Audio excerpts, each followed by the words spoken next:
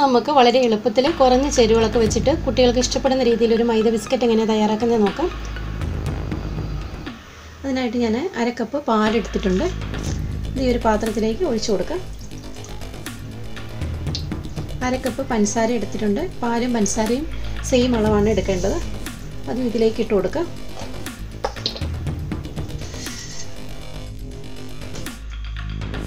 ഇനി ഇത് പഞ്ചസാരയൊന്ന് മെൽറ്റ് ആകുന്നവരെ ചെറുതീ വെച്ചൊന്ന് ചൂടാക്കി എടുക്കാം.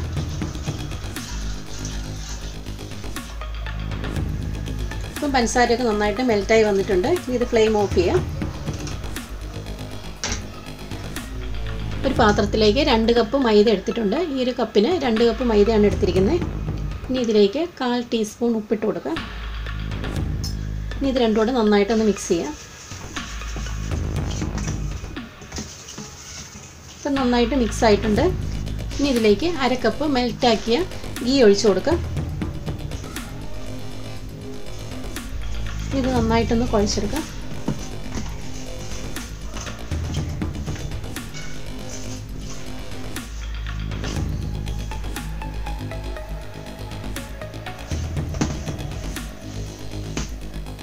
ഇനി ഇതിലേക്ക് പഞ്ചസാരയും പാലൂടെ ചേർത്ത് തയ്യാറാക്കി വെച്ചിരിക്കുന്ന സിറപ്പ് കുറേശ്ശെ ഒഴിച്ച് നന്നായിട്ട് കുഴച്ചെടുക്കാം.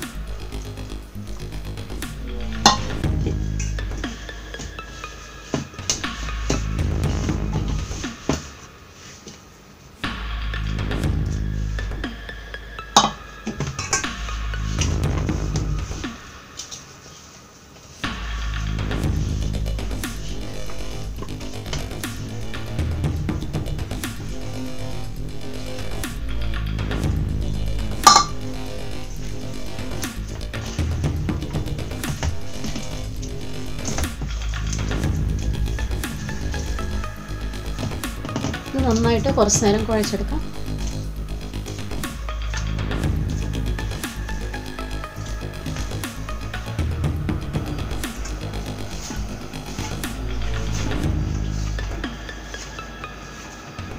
അപ്പോൾ ഇത് കറക്റ്റായിട്ട് വന്നിട്ടുണ്ട്. ഞാനിതിൻ്റെ അകത്ത് ഒട്ടും പൊടിയൊന്നും ചേർത്തില്ല. ഒരു 10 മിനിറ്റോളം ഞാൻ നന്നായിട്ട് കുഴച്ചതാണ്. അപ്പോൾ ഇതുപോലെ ആയി കിട്ടും. ഇനി ഇത് ചെറിയ ബോളാക്കി എടുക്കാം. ഈ ഒരു വലിപ്പത്തിൽ 2-3 ബോളാക്കി ഇതെടുക്കാം.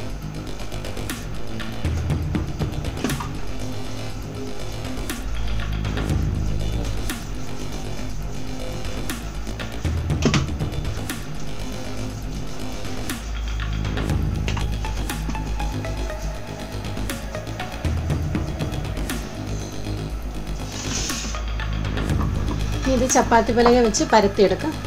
ചപ്പാത്തിക്ക് പരത്തുന്ന പോലെ അത്രയും കനം കുറച്ചൊന്നും പരത്തണ്ട. കുറച്ച് കട്ടിയിൽ പരത്തിയെടുക്കണം.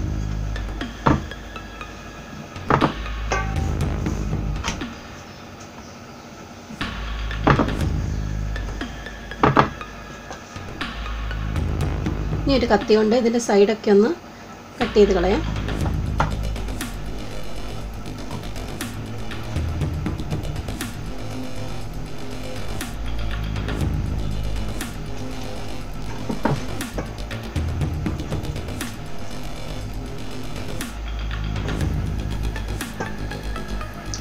ഇതൊരു സ്ക്വയർ ഷേപ്പിലോ ഡയമണ്ട് ഷേപ്പിലോ ഇതുപോലെ കട്ട് ചെയ്തെടുക്കാം. ഞാനിപ്പോൾ ഒരു സ്ക്വയർ ഷേപ്പിലാണ് കട്ട് ചെയ്യുന്നത്.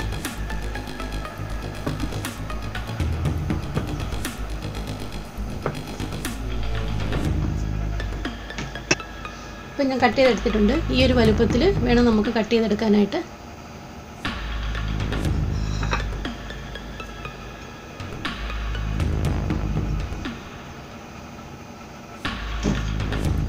ഇതുപോലെ അടുത്ത ബോളും പരത്തിയെടുക്കാം. ഇപ്പം എല്ലാം പരത്തി എടുത്തിട്ടുണ്ട്. ഇനി ഇത് ഫ്രൈ ചെയ്യാനായിട്ടൊരു ഫ്രൈങ് പാൻ അടുപ്പത്ത് വെക്കണം.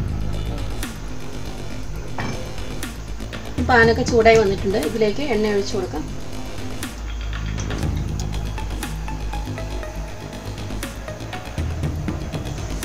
ഇപ്പം എണ്ണ നന്നായിട്ട് ചൂടായി വന്നിട്ടുണ്ട്. ഇതിലേക്ക് ഓരോന്ന് പറക്കിയിട്ട് കൊടുക്കാം.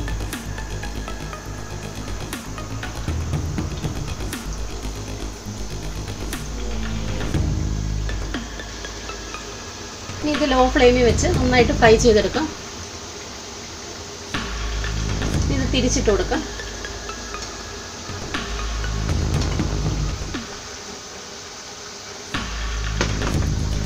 ഇതായി വന്നിട്ടുണ്ട്. ഒരുപാട് ബ്രൗൺ കളർ ആവണ്ട, അതിന് മുമ്പ് തന്നെ എടുക്കാം.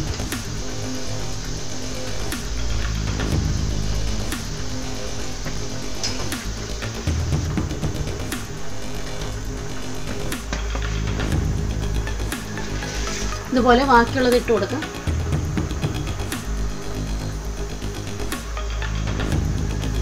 ഇതുമായി വന്നിട്ടുണ്ട്. എണ്ണയിൽ നിന്ന് കോരാം.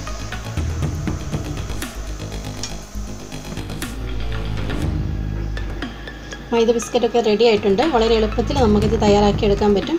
കുട്ടികൾക്കൊക്കെ വളരെ ഇഷ്ടമാകും. എല്ലാവരും ഒന്ന് ട്രൈ ചെയ്ത് നോക്കണം. ഇനി പുതിയൊരു റെസിപ്പി ആയിട്ട് കാണാം. Thank you.